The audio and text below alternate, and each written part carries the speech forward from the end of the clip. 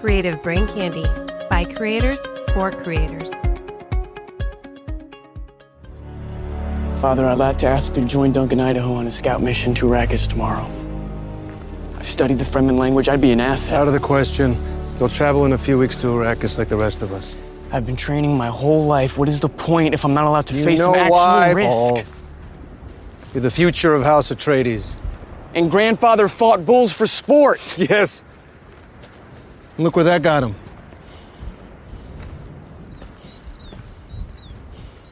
I need you by my side.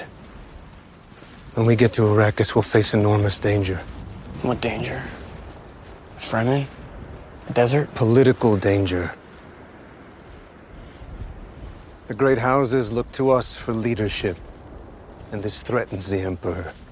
By taking Arrakis from the Harkonnens and making it ours, he sets the stage for a war, which would weaken both houses. But if we hold firm and tap the true power of Arrakis, we could be stronger than ever. What does that mean? Mining spice, keeping the Fremen in their place? We'd be no better than Harkonnens. No. By making an alliance with the Fremen. That's what I've sent Duncan, Idaho to arrange.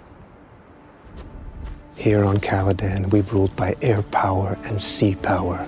On Arrakis, we need to cultivate desert power. I want you sitting in on my council. Learn what I do. What if I'm not, Dad? Not what? The future of House Atreides.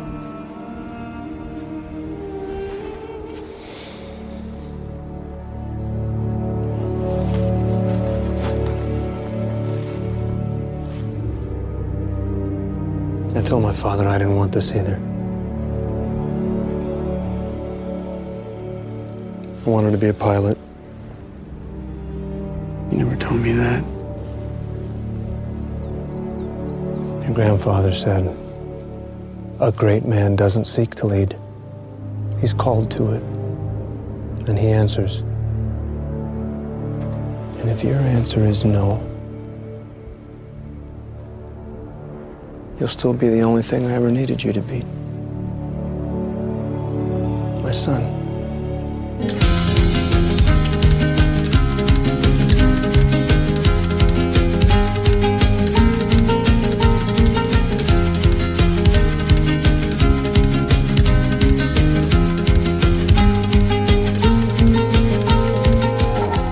Hi, everyone, and welcome to Smoking and Drinking in Space. This is a sci-fi podcast from a couple guys who think they know sci-fi. And this week we review the latest attempt to film the unfilmable story about a boy and his mom who beat all odds to take down an empire, starring Timothée Chalamet, Rebecca Ferguson, and Zendaya. It's 2021's Dune, Part 1. But first, he's the worm excrement who threatens to turn your brown eyes blue. It's Rob. How you doing, Rob? Doing pretty good. God damn just it. finishing my fudge round. No biggie. Fuck, I hate you so much. Well, you called me a piece of worm shit, so. Well, if the shoe fits. It does. It does fit. Yeah. Yeah. Yeah. So, how you doing? You got any news for us this week?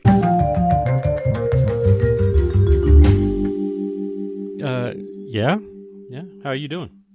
I'm doing okay. Hanging in there? Hanging in here, yeah. Perfect. Hey, so we found a new force of nature. What? And it's not your farts. No, no. No? Probably not, yeah. All right.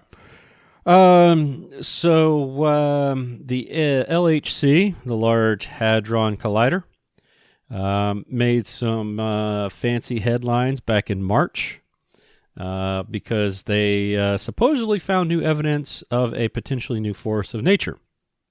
Well, what are you calling a force of nature? Look, I'm getting there.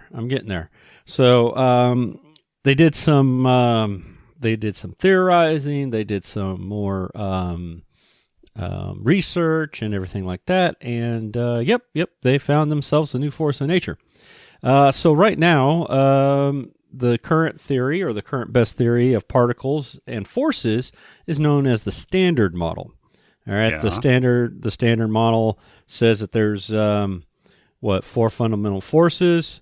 Only describes 3 of the 4 fundamental forces: electromagnetic, strong and weak forces, and then ignores gravity, apparently. And it has no explanation for that pesky dark matter that those astrophysicists and all that say that dominate the universe and we're part of the Big Bang and all that fun stuff, right? Well, this whole LHC thing, they think they found a new type of force called a beauty quark, or beauty quark, or sometimes they're called bottom quarks. They're a fundamental particle which help to make up bigger particles. There's 6 flavors of quarks. They call them the up quark, the down quark, the strange quark, the charm quark, the beauty or bottom quark, and the truth or top quark. Now, that's not to be confused with quarks on DS9. Oh my God. That's a totally different quark, and we're not going to talk about that here. Anyway, so there was a March paper based on data where they were using the beauty quark at the LHC, and they found out that beauty quarks decay into electrons, and also muons at different rates. Yeah. Muons. Which is surprising because according to the standard model, the muon is basically just a carbon copy of an electron. Nothing big about it. So they're saying that this doesn't make sense because the forces should be pulling on everything with equal strength, and they didn't during this experiment on the muons. They didn't pull on electrons and muons at the same time or at the same strength. So they're theorizing that there's another force of nature out there, and they're trying to figure that one out completely. Okay, are they calling it a force of nature? Or is that stupid article calling it a force of nature? Yes. Okay, which is it? Uh-huh. God. We're going to say the article or, the many paragraphs in this article. I stopped after paragraph 2. No, I didn't. Yeah. They're working on it. They're looking at upgrading or improving the experiment to see if they can get a little bit more data out of it when they run it again. So, and maybe be able to figure out why they're not being pulled at the same rate or being affected by at the same rate. So, okay. Yeah. Interesting. Yeah, I figured you'd like that. Sure. What else you got? It's a light week. I've only got one other thing. Space is full of weird stuff. It is. But apparently there is one out there that takes the cake. So 1,300 light years away from Earth, there is a star system that has been dubbed GW Orionis. Orionis? Yeah, Orionis. It's got some weird things happening, all right? So first off, it's got 3 stars. Okay, so it's a trinary star system? Yeah. Except 2 stars orbit each other. And then the third star orbits the entire pair, which is kind of weird. Then let's throw some other stuff on there. And there's 3 rings of dust and gas called protoplanetary disks that are surrounding all of this. But okay. that's not that big deal. We've seen those. Not a big deal. I mean, that either indicates that the system is too small to actually have formed planets, or it's young. Right. But that's not that big of a deal. Okay. The strange part is that the plates are misaligned. They are not in parallel or whatever to each other on the same, I guess, axis of rotation. So they are. Wait. So you're going to have to describe this better. Are you saying they're not on the same elliptical plane? Correct. Or? Yeah. So it's uncommon. The way that they're set up, it's uncommon for them to be that way. And it almost looks like it's a stack of plates with, as they described it, pebbles wedged between them. So, and they call that torn or misaligned, and that instead of them being parallel to each other or whatever, they're askew slightly. So that's got them. That's got people curious. Orionis was discovered back in the 1940s, but it didn't, they saw it, and then in 91 they figured out that there's more than just one star there, and they've been studying it ever since. But here just recently using, hold on, let me find it. Which one did they use? The Atacama Large Millimeter Array and the European Southern Observatory's Very Large Telescope. They found that the disks were misaligned, and it looks like there should be a planet in there somewhere causing the misalignment, but they can't find the planet. But there's some sort of like gravitational body in there that is causing this chaos, not chaos, but this phenomena. So it's got the astronomers up in arms going, oh my God, what's going on? So they're trying to figure all that out. And this has all come to light within the last year, which is relatively new news, seeing as how it takes years upon years of study to, determine what they're seeing or what they've collected. So, okay. Yeah, and they don't think it's because of the interaction between the ternary star system. Yeah, or they don't the think three so. Stars. No, they don't think so, because the way it's going, apparently, the way the star is rotating the other two, it should be relatively stable, and it's only in one spot that it's like out of whack. It's like cockeyed. So they're working on it, trying to get a closer look. That old chestnut. And more than likely, it's just a planet. Yeah, they're thinking it's got to be some sort of planetary body, whether it's fully formed or something. Because we have some sort of gravitational pull. There's a couple of planets in our solar system that aren't on the same elliptical plane. Right. Let's see which one. Isn't it Pluto? But Pluto's not a planet anymore. Yeah, it's a protoplanet. Dwarf planet. It's been downgraded. Oh, which one is it? Yeah, it is Pluto. Okay. Yeah, because it goes in and out of Neptune's. Well, it goes in and out of Neptune's orbit, but the orbit is not on the same elliptical plane as the rest of them. So yeah, so they're, some people say, "Hey, you're an idiot." When these people that figured it out, not in nicer terms, but they're the guys that did the research are standing by their findings, and they're trying to see if they can figure out what's causing it. Well, lots of little weird things. Okay. Yeah. Well, that's all I got. Yeah. Well, Marvel. Here you go. Here's some superhero news. Marvel moved all their superhero stuff, shifted all their release dates. This isn't a superhero show. Oh, it's not? No, that's the other show. Is it? You ready for a pod crawl? I get confused. Let's do this. Okay.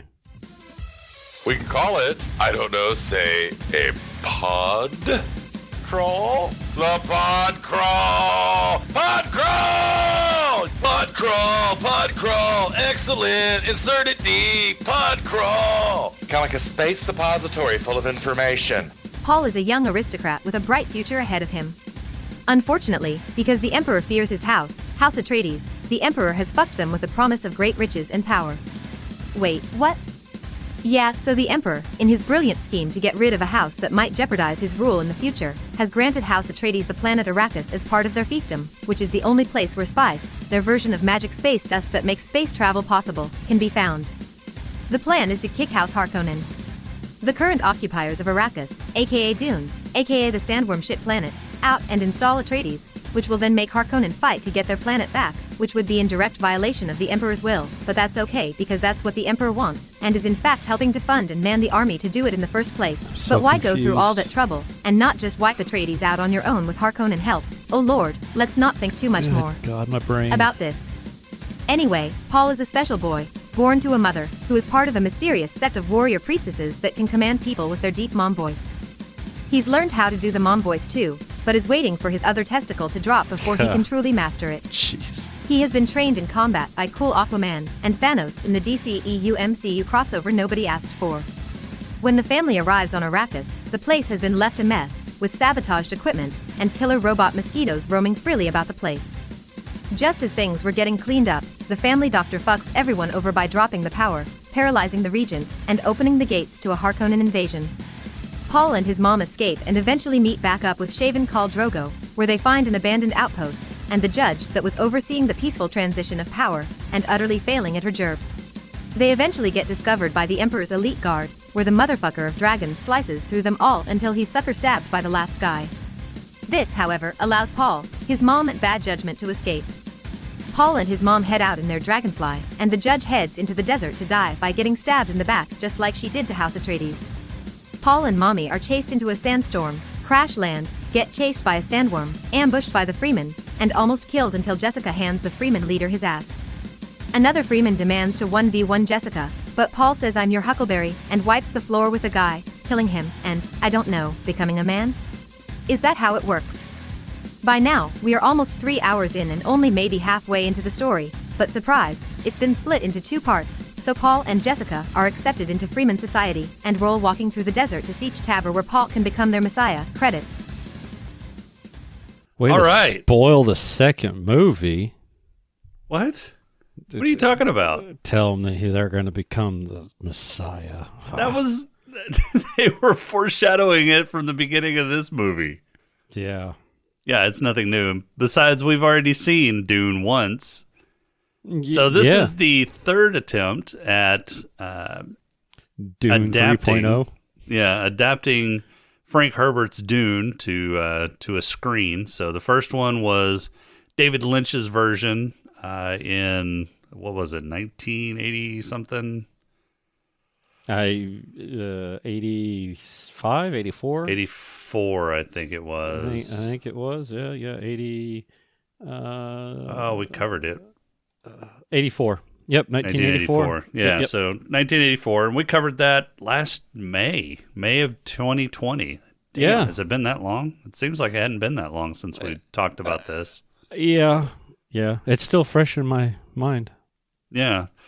And then the Sci-Fi Channel did a mini-series on Dune back in like the early 2000s. Yeah, I never watched that. Yeah, I never watched that either. So No. Neither did anybody else. Yeah, because sci-fi wasn't known for their high production values at about that point. So, Sharknado? Well, it doesn't get much better than Sharknado, right? Yeah. I guess not. So this is the third attempt. It's done by director Denis Villeneuve, and this is a passion project for him. He's wanted to do this, I think, ever since he was a kid, according to what I've read. What'd you think? Well, I'll tell you what the rest of my family thought while we're sitting there, because they wanted to watch it too. I didn't have the heart to tell them that they're probably going to regret it. They regretted it, as my middle kid said. Yeah, he fell asleep. Okay. Jan, the wifey, She goes, "Where's all the action?" I said, "Just wait, it's coming." Because I didn't realize how far they were getting into this. I was like, "No, it's coming, it's coming, it's coming," and it never came. It was action. Yeah, there was, but there wasn't as much action. As she said, all the action parts were in the trailer. It's like, yeah. Kind of, yeah. Yeah. I mean, if you watch the trailer, you've seen most of all of the action that takes place in this portion of the. Well, that's not quite true. Yeah, close though. Honestly, I liked this one better than the first one. I was able to, and I don't know if it's because I saw the first movie, but I was able to follow this movie. I felt better. There's still some. I'm going to say the not foreshadowing, but the hallucinations that he has of stuff that hasn't even happened yet. The dreams. Yeah. Well, no, it wasn't even really dreams because he was getting a lot of it when he started huffing spice. Of stuff that hasn't even happened that'll probably happen in the next one. Yeah, they call it his sight.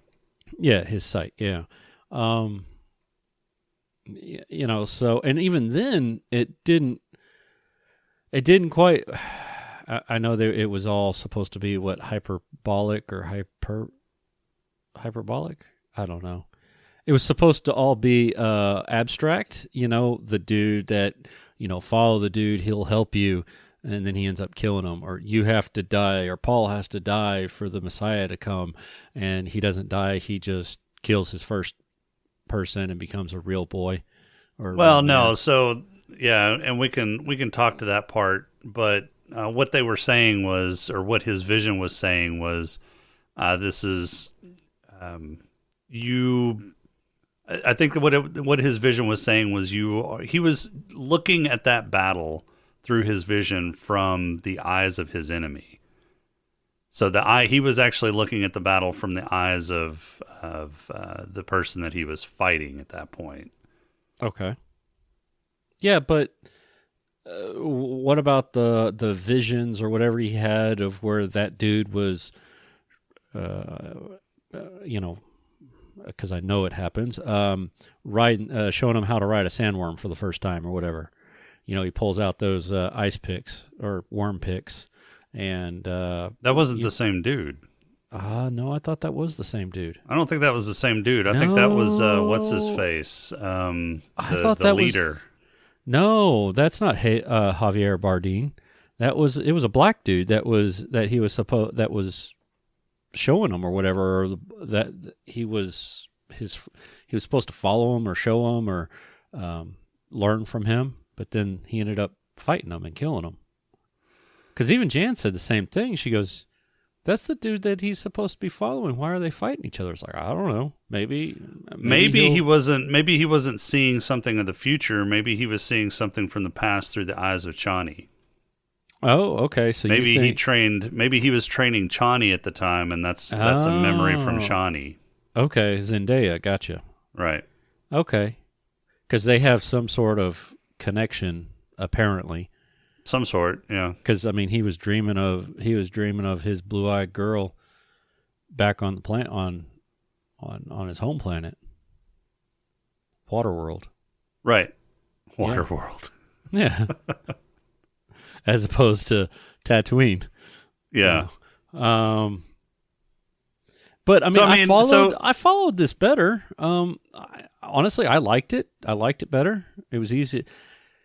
For somebody that hasn't read the books, I find this one was easier to follow along than the other one. Yeah, this was a lot easier to follow than David Lynch's version. It was still tough to follow, but it was easier to follow.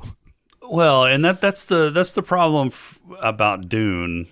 From everything that I've read, again, I haven't read the books. It's on my list. I am going to read the book again or read the book for the first time before watching the second movie. But whenever that comes out, yeah, it hadn't even been greenlit yet. They were holding off on setting that up for production to see how the first one went. It went well, which is odd. Yeah. But no, I liked this version a lot better than Lynch's, and I think that because they split it up in two parts, and I didn't realize to start with they were going to split this up into two No, I didn't parts. either until I saw the title card. Yeah, title I go, card. part Dune one? Part 1. I was like, What? Part 1? Are they doing like a Justice League here where they're going to split this up into chapters? And then Yeah, that's what I thought. I was like, 2 oh, is hours that- into the movie and they hadn't There even was a gotten part to two. the siege yet. And I was like, oh, this is split up into 2. Yeah. There's no I way was- they're getting to the fucking siege and then getting back into back into the city and taking everything over before, half an hour, 45 minutes is over. I had 20 minutes left in the movie, and I'm like, damn, they're gonna rush the end of this show. Right. Yeah. So I didn't even know that they were going to split it up into 2. Yeah, maybe But I think that splitting it up into 2, like either two and I think it was 2.5 hours, a little over 2.5 hours. yeah, somewhere in there. So into like a 5-hour movie in total is doing it a lot better justice by trying to not cram as much political intrigue as what Lynch had to do. Because, I mean, the book is all about, politics, political intrigue. I mean, it's fucking Game of Thrones in space, basically. With less boobs. With less boobs. Man, I was getting so excited when they started changing their clothes. I was like, oh, we're going to have a mommy-son nude off here. And then they cut. God, only you would think that. Look, I just want to see Rebecca Ferguson nude, okay? I'm sure it's out there somewhere. I'm sure it's on your hard drive somewhere. Look, I'm doing it now. Oh, Jesus Christ. I'm looking. Dude, Anyways. yeah, keep going. Don't mind me. Yeah, I think that splitting this up into 2 parts made it a lot easier to digest. There's not as much coming at you. And I think the technology of today is a lot more advanced than what it was in David Lynch's era when he created it. And I think that helped a lot as well. Yeah. Yeah. I think the writing is probably better. Of course, David Lynch doesn't, I mean, one of his greatest disappointments, he said, is Dune, because he didn't have creative freedom on Dune like he wanted. And the studio got in the way, and yep, there it is. There it is. There it is. What is that from? I don't know. I didn't feel like clicking. All right. You convinced me. I'm doing it. Oh my God. But no, he didn't have the creative control. The studio got in the way. Dune, he says there's parts of the movie of the original Dune that he really likes, but overall, it's a great disappointment to him because it's not what his vision was. It's too bad. The White Queen, by the way, TV miniseries, The White Queen. No, never heard of it. Neither have I. I think having the technology helped a lot to be able to convey some of what I can only assume is some of the stuff that was in the books and the novels. Yeah, and I really like the style that they used in this movie. I did too. I do too. It was very blocky. Everything was very blocky. The city. There was no. It was very sharp architecture, I guess. Well, and I think that was the Harkonnen style, right, of architecture, because Atreides, their architecture true, yeah. on Caladon, Waterworld. Yep. Caladon, that's what it is, or Caladan. That's what I said. Waterworld.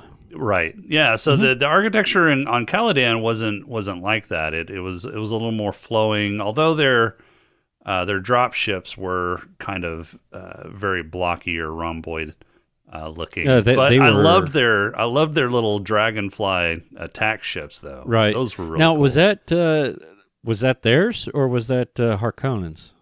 No, I think that was theirs. Okay. I think so too. Those things were cool. Yeah. Those, yeah, I really liked them. Yeah, that was a nice touch. I think the movie helped to establish the characters a lot better than the first Dune movie. I think the movie helped to establish the story. I think it explained the political intrigue a little bit more. It did. I understood it in this one as opposed to the which last is a one. feat. It is for getting me you to yes. understand anything is Well, a it made more Herculean sense. feat. It made more sense in this one, like because it was, okay. So the Harkonnens leave, and somebody else takes over, and then the Harkonnens come back. It's like, why did they leave in the first place? When I watched the first one, right? And this one, Right. it was, oh, okay. So the Emperor made them leave, and then put somebody else there who was a popular person, so that he could turn around and get rid of them. Yeah. Now that makes sense. Then I understood it. I was like, oh, okay. The Emperor is just trying to make sure that that he keeps, gets rid of his enemies. Yeah, in the book, it was more of a veiled kind of backward assault on Atreides to knock their house down because they had become too powerful, right? Right. Even though they weren't the richest house, Harkonnen was by far the richest house. Harkonnen, Well, yeah, they had all that spice. yeah, with all the spies, Harkonnen wasn't as popular from what I understand. Again, I haven't read the book. I need to do that. Wasn't as popular with other houses who were never mentioned in this fucking movie at all. Right. It's just Right. Atreides and Harkonnen and the Emperor. And then that assault house. Well, that was the Emperor's personal army. Oh, okay. Yeah, I it thought that wasn't- was a special house that was No, just- the what are they called? Those soldiers, whatever. Sardaukar? Sardaukar, yeah. Sardaukar, yeah, something like that, yeah. Yeah, so they were the Emperor's elite army. Or the Empire's elite army. Yeah, Sardaukar. Yeah, that's what Wikipedia, holder of all knowledge, says. Yep. Yep. Yeah, soldier fanatics loyal to Padishah emperors of the House Corino. So apparently the Padishah Empire is of House Corino, or they're the house that currently hold the throne. So it's kind of like Game of Thrones in terms of whatever house rules at the time. Right. Yeah. Yeah. So we get a view into two of the imperial houses, as well as a brief view or a brief mention of the imperial house. Now, my question is, and it was more overt in the movie than what I understand from my synopsis that I've read on the actual novel. It was more covert in the novel, because in the movie, the Sardaukar didn't even try to conceal that they were fighting in the battle. Right. They had completely different armor. Yeah. And in the book, they actually dressed up as Harkonnen soldiers. So my question is in the movie, and I think this was a misstep in the movie, if the Emperor just wanted to get rid of House Atreides, why go through the fucking theatrics of kicking out Harkonnen just to have them come back and attack? So I'm thinking that on their home planet, there was no way in hell they were going to win, because they said, "Hey, we're masters of land and sea." So I think on their home planet they would have wiped the floor with anybody. You think even if the Emperor's house and but and see, the Harkonnen house teamed I don't up know. to attack I don't know. Kalador? Yeah, I don't know, but you don't have a reason for them to attack Kaladar. Well, they didn't have a reason to attack him on Arrakis either. Well, Harkonnen wanted his city back. Yeah, but it was by imperial decree that he lost his fiefdom. It's true, right? And he's being. So that's what I don't Yeah. understand is what the strategy is on the Emperor's side here. Because if Harkonnen comes back and attacks Atreides and wipes the house, I mean that would that would go in direct violation of what the emperor wanted. And publicly. So that would, and so that would force the emperor's hand to then, reprimand or attack Harkonnen. Maybe that was the plan. Was, he gets behind the scenes, because it was always the what is it, the Bene Gesserit or whatever it is, Gesserit? Yeah, the Bene Gesserit or Bene Gesserit, whatever it is, the voice ladies. Bene Gesserit, yeah. Yeah, it was always them relaying the information. It seemed like, hey, go attack Atreides, but leave the my agent and her child alone. Sure, okay, yeah. They basically act as the neutral party, right, between all the houses. So maybe by doing that, maybe that was the Emperor's plan. Is he kicks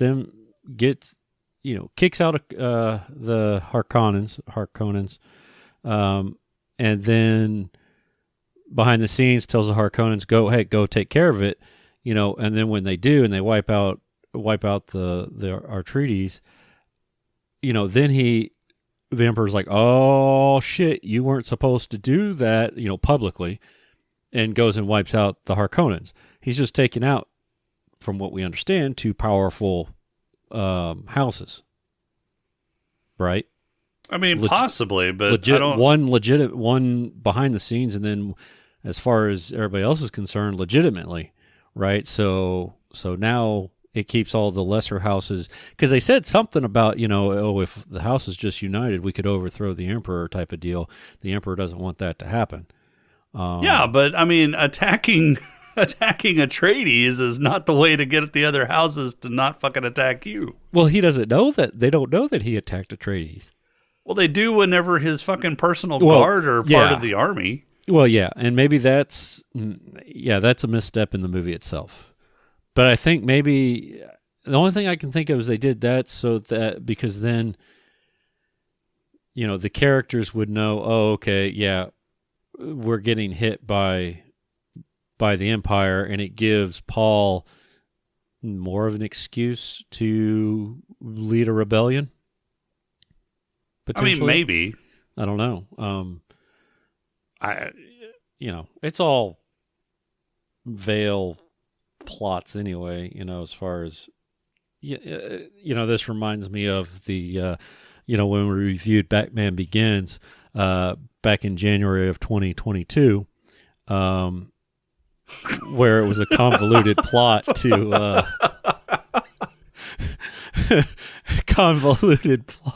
Are you trying to say something? Gotham. Yeah, we had some time travel last week. Yeah. But I mean, that's the MO of all bad guys, right? Is some fucked up, complicated plot to do things that ends up backfiring, right? So yeah, I still don't understand the whole. Yeah, I don't either. The whole strategy behind what the Emperor was trying to do. Yeah, and maybe this will be like the other movie, and that we'll never see the Emperor. It's just some strange ass figurehead that it's a Snoke back in the background until somebody else takes over and decides to show him. Wait, I thought we saw the Emperor at the end of the first Dune. I don't remember, because Paul killed both Baron Harkonnen. I don't remember. And the Emperor. Wait, was it Baron Harkonnen? Well, he killed the Harkonnens. Right. Oh no, yeah, we did see the Emperor. Yeah, at the very end. Yeah. Yeah, he killed the Harkonnens and the Emperor, or told the. Well, did he kill the Emperor? Shit, I don't remember. That was a year ago. Yeah, we'll find out in part 2. Yeah. Yeah. So I mean, I liked it. I did have a couple quabbles. The one that really kind of irritated me was the inconsistency of the blue eyes, not just between characters, but between the same character. scenes in the same character. Yeah, one scene, well, like Zendaya, one scene you see her, and maybe this is because he was having the sight and he was dreaming her or something, but she has these bright blue eyes, and then you see her and it's like, no, I take that back, because then you see her and it's kind of light blue, but then in the next scene they're bright blue again, or a darker shade of blue, not piercing blue. But it always seemed like the eyes were slightly different. Well, I don't think their eyes are supposed to like necessarily glow, right? But I think they're just like pigmented blue from the as a side effect of the spice. So but I would have thought it may have that just been that they were in shadow, and maybe the eyes are going to look darker in shadow than they are in the light. Maybe. I mean, I understand people having different shades of blue. Maybe the longer you live there, the brighter they get, or whatever. But I don't know. Yeah, I didn't have a problem with the eyes. I thought they were fine. What was your other quabble? Aquaman looks hella weird without facial hair. Yeah, he does. Yeah, I was gonna mention that. Yeah, he looks like 10 years younger without. Jason Momoa man. Just leave it. Leave the beard. Please. I thought he was fine without the beard. No. You don't look as manly. So that's what does it for you, is his beard? Jason. Ooh. Wait, let me rephrase it. Aquaman. Ooh. Because I don't want to say Jason and you think I'm talking about you and hitting on you. Dude. Yeah. Hey, are they making a Khal Drogo spinoff? I don't think so. Did I hear something about that? I don't think so. Oh, I thought they were I thought I heard. I think they're going to do a Targaryen spinoff. Well, that's already been done. That's already been shown, right? They did a teaser on HBO a couple months ago. Yeah, I don't think they're doing a Khal Drogo spinoff. Why would they? I don't know. To bring Momoa back? I thought I saw something about that. Or maybe Momoa's doing something different that's similar to that. Shit, I don't know. But yeah, whatever. Anyway, yeah, I was a little disappointed in that. That kind of irritated me a little bit. So some of the, and I don't know if it's just because where I was, I was watching this at home, I couldn't understand some of the stuff that they were saying. Especially like when they were talking under their breath or whispering or something like that. Yeah. It made it was very muddled. I think that was the sound mix. So I had to turn it up pretty loud to get the dialogue audio to be hearable. You watched it on Max as well? Yeah, I watched it on HBO Max. Yeah.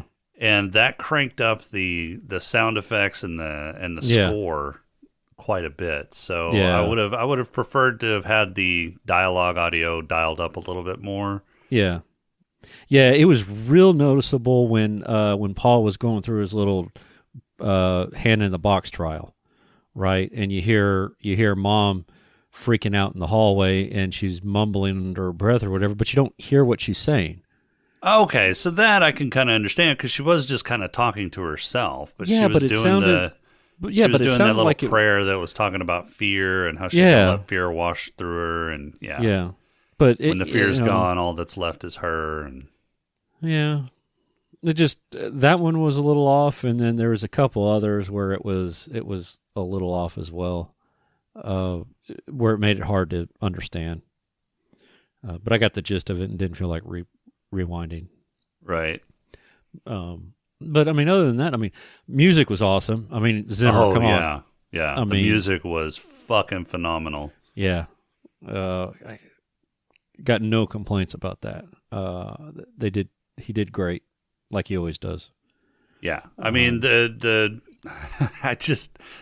mix of music that he used, it was It was like a classical score, but he threw in some like synthwave stuff to make it real sci-fi, but it wasn't too distractingly sci-fi, and it was kind of a throwback to some of the classic like 70s and 80s sci-fi that you get. Oh man, it was just fucking phenomenal music. Yeah, it was good. I liked it. I actually got small chills during the just what is it? I guess it was that synth version, where it's the hero. I want to call it the hero intro or the hero score that would play ever so often. Yeah.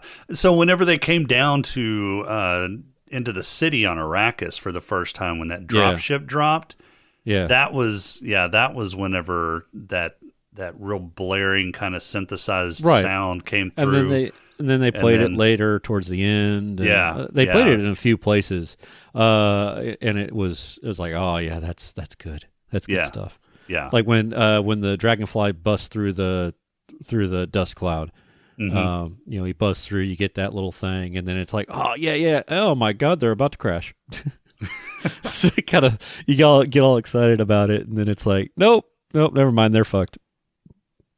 Poor dragonfly broke its wings.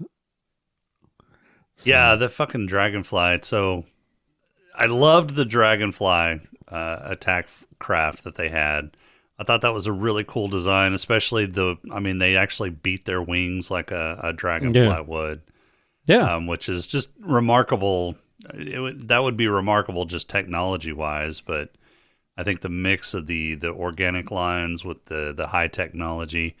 One of the questions that I had was, there was only one like gun that I saw in the entire movie, one personal like handgun, and that was when everything's that was when he was fighting the Fremen at the very end. He took some dude's gun. He took Cigar's gun, and that was it. But it was never fired. The only other time you see anything kind of like a gun is when they had that laser and they were trying to cut through the door. Dude, that laser was ridiculous.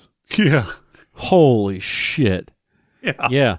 But yeah, I mean, it was all swords and knives and stuff. I don't get that.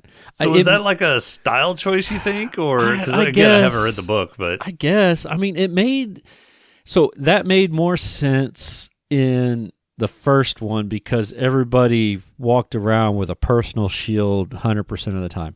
And yeah, they had personal shields now, which it looked like, I guess you have to go slow enough to get through the shield, or I think the personal shield wasn't impenetrable. It just caused a lot of resistance, so that a glancing blow, or if you were able to get out of the way quick enough, it wouldn't pierce through. I think it was more resistance than it was like an actual impenetrable shield.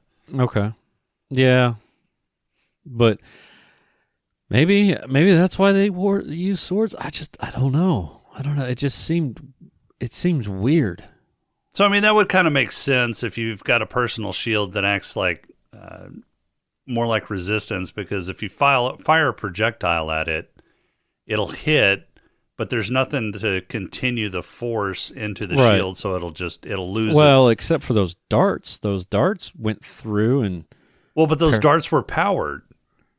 Oh, that's true. They had a thing behind them. Yeah. Yeah. Okay. So they were mobile, and they could continue the kinetic energy into the shield. Whereas a bullet, once you stop that bullet, it doesn't have any more kinetic energy behind it, and it would just fall. Okay. So. Okay. Yeah. So yeah, that makes sense on the shields. I missed me some Patrick Stewart though. Yeah.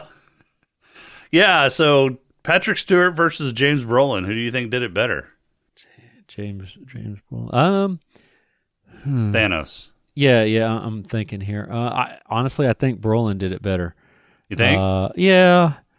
I think so too. I think Brolin was more militaristic. Yeah. Stewart just seemed like an aristocratic douchebag.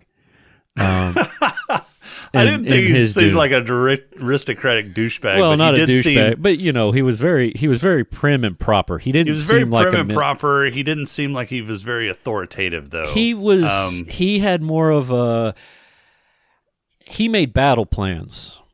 Right. He wasn't the one that got down and dirty. Brolin got down and dirty, right? Yeah. He looked like he had experience. Patrick Stewart to me was like, those who can't do teach sort of style. It's like, okay, he's teaching them how to fight. He's teaching battle plans and things like that. You never really see him get going. Yeah, I can see that. So for me, it was Patrick Stewart didn't seem as aggressive as the general, the lead, the head of the army would have been. Right.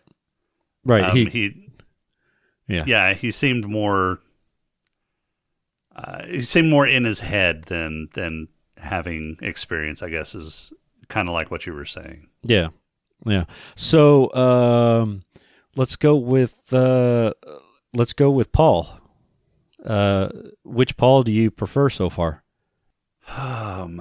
So Kyle MacLachlan, I thought, did a pretty good Paul, but I think Kyle MacLachlan's Paul was a little too naive. I mean, I like Timothée Chalamet's Paul, who's he seems more aware of what's going on, right, and easier to adapt to the changes that are happening. I think I like Chalamet's Paul better.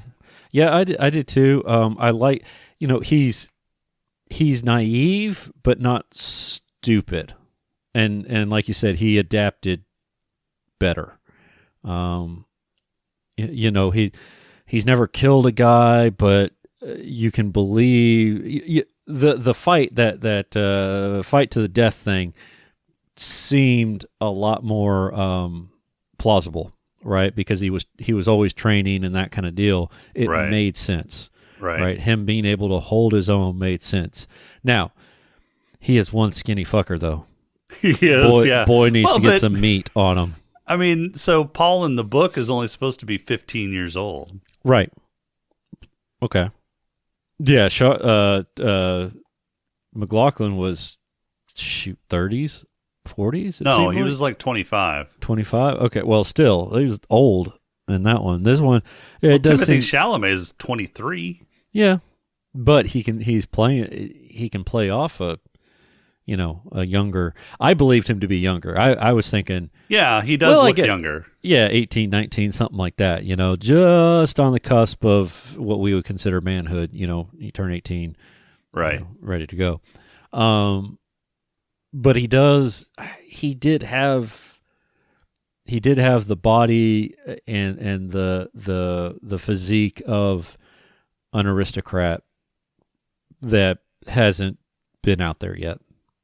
Right. So I'm hoping for part 2 he bulks up just a touch. Right? Because now he's Well, I'm not talking like huge, but I'm thinking if he bulks up just a touch, I think it would it would help with the character in terms of he's living a rougher lifestyle now. Right? Yeah, I mean it's going to be so. I think they take the city over like 4 or 5 years after. Right. They run into the desert. So yeah, it'll be 4 or 5 years after. He should be. If he's actually 15 in the movie, then he'll be, 19, 20 at that point, so he should have bulked up a little bit. Well, yeah, no, and it doesn't have to be much, but, you're gonna be doing the fighting, you're gonna be riding worms, you got to be able to pull yourself up, right? So, a little bit more upper body strength. Right. But not enough that it looks stupid doing the flashy moves. Right. Because that's where he gets you, is with all those quick knife fight moves. Yeah, he doesn't have brawn. He's got agility, so he uses that to his advantage. Yeah. Right. So, that's where my I don't know about Rebecca. So okay, so wifey said this, and I see where she's going. She always seemed afraid of something. Yeah, I didn't understand that either. Yeah, she'll kick the guy's ass. She kicked the guy's ass, but as soon as it's done, she's very like, "Oh my!" submissive. Yeah, she's always very. I don't know. She tries to drop into the background. She's submissive when the Revered Mother is there, which I understand because that's the head of her sect. Right. But she seems really submissive around her husband, around her son. I don't know if that's just not a husband because she's a concubine. Oh yeah, that's right. She's whatever. a concubine. So around the Lord Atreus, around her son. The only person that she didn't seem kind of subdued around was the lady that she hired as the maid, right? And her personal guard, and yeah. I liked. Now remind me. I seem to remember from the first Dune that they had some sort of telepathy, and they would talk to each other through telepathy. In the first Dune, they were doing the hand signals in this one. Yeah, I liked the hand signals better. Yeah, I did too. I thought that made more sense. Yeah, and the first one, the whole telepathy thing, I was like, that just, no. So, I mean, I liked that. I hope they explain the voice thing a little bit more. I think it's in the second one.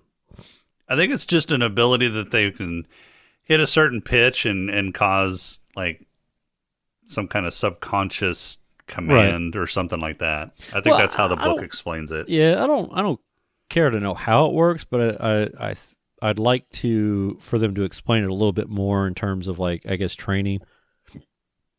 Because supposedly I guess in the first one he uses his voice as a weapon, as a sound. Yeah, thing, and he has that trains people to do the whole sound thing. Yeah, and he has that amplifier or something. And he uses it as a weapon. I hope they don't do that. I thought that was kind of hokey. I hope they use those little sand guns that they had. That looked plausible.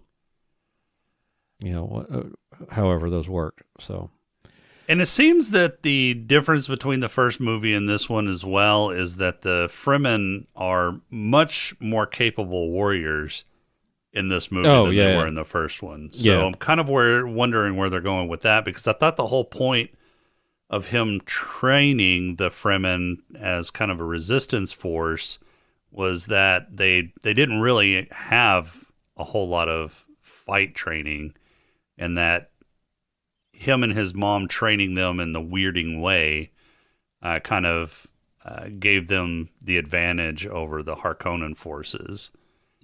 But now it seems that, especially if they've got like millions on the planet, right? I don't know how the Harkonnens were able to hold it. I mean, they could have just banded together, and with the fighting skills that they have currently, they could have probably taken back Arrakis. Yeah, I don't know. Would I watch it again? Yeah, maybe. I'm going to watch it again. I'm going to watch it again before I watch part 2. Yeah, I'll do it then. I mean, I'm not going to sit down and watch it just, I don't know. next week. It was really good. I mean, it was the good. Visuals. It was good. I just, I thought the explosions were a little over the top whenever they evaded that city on Arrakis. I thought there were a few too many explosions that kind of covered up the screen, covered up the stuff that was happening. But other than that, I really don't have much complaints about this. I thought it was really well paced, really well written. I mean, it explains a lot better the underlying intrigue and sets things up better than the original Dune. Of course, the graphics are going to be better and the special effects are going to be better. I mean, the technology is just light years ahead of what was available in 1984. And I thought 1984's version did a really good job on trying to show the shielding with the technology that they had at the time. That was state of the art back then. I mean, that was pushing the bleeding edge. But so I might watch this again in the next couple of weeks just to watch it again. All right. Well, don't shirk your other duties. Yeah, if I can find time. Yeah. Yeah, because I mean, coming up, we got we got to watch Zendaya's boyfriend. Oh, that's right. That's right. Yep. Yeah. Yep. All right, you got a haiku for us this week?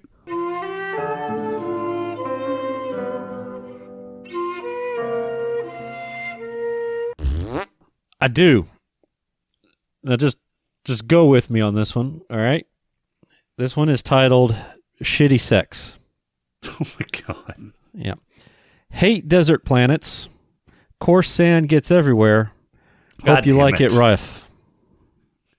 God damn it. Every fucking time there's any kind of sand in something, you got to pull that shit out, don't you? I gotta keep it up. Yes, I do. For fuck's sake. You got awards. I was trying, yes, I do, but I was trying to somehow shoehorn in there, Tom Holland being upset that Zendaya found herself a new man, but she didn't actually kiss the dude. She stabbed him in the gut. I was so close. If there was some kissy going on, Holland boy, I'm sorry. Yeah, I'm kind of curious as to how that's going to play out, too. If that was some sort of false vision or if he was seeing something else just through the eyes of them. That may have been kind of some kind of symbology. Yeah, I think it was symbolic because she gave him her knife for the fight and he got it bloody. Right. Or it could have been something like it wasn't actually those two. It was, maybe that's what he was referencing whenever he was telling the judge that a warrior that she loved got killed in battle. Maybe that was the symbology for that. She represented the judge. Chani represented the judge, and he represented the warrior that got killed in battle, and that showed him getting killed. I don't know. Interesting. So it'll be interesting to see if they revisit that. Yeah. All right. What awards you got?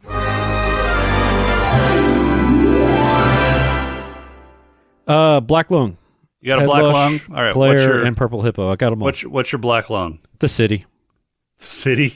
Yep. Yeah. Yeah. Black Lung. I didn't see anybody like overtly smoking, although no. I may give it to Baron Harkonnen because he was like bathing in oil and, he was under there for a long time. So he's probably breathing that shit in somehow.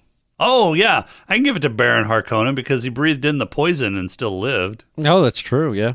Yeah. Yeah, there you go. So I'll give it to Baron Harkonnen for breathing in the poison and still managing to live. All right. All right, who's got your head lush? Oh, man, I'm just going to give it to the Fremen and just in general for wanting that sweet, sweet body water. Okay. Head lush. Yeah, I didn't see anybody drinking. No, they didn't even have drink at the dinner table. I mean, Yeah, Baron you're was right. just going to town on the food, but he didn't have anything to drink. Yeah, you're right. Give it to the trees. The palm trees. Yeah. Although that was water, that's not booze. I think I'm just going to go honorary Richard Dawson on this one. All right. Fine. Yeah, I'm going to go honorary Richard Dawson. All right, who's got your player? I'm going to give it to the Ben Gesserit. Bene Gesserit? The witch ladies. Yeah. For basically being the players behind the players, creating the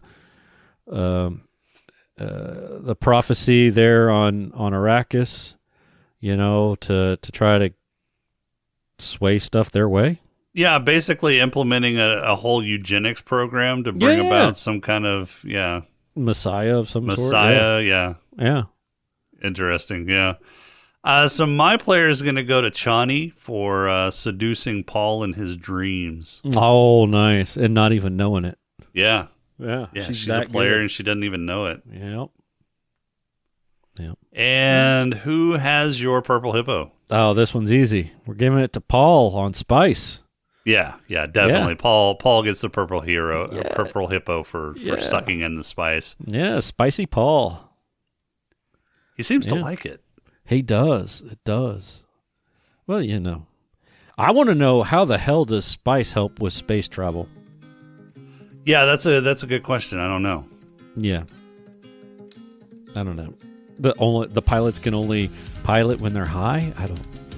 Yeah, it seems like it's the navigators. The navigators, yeah. So I guess it's somehow the navigators are using the spice to help with their navigation. So I don't know. Put you on a whole nother form of consciousness, dude.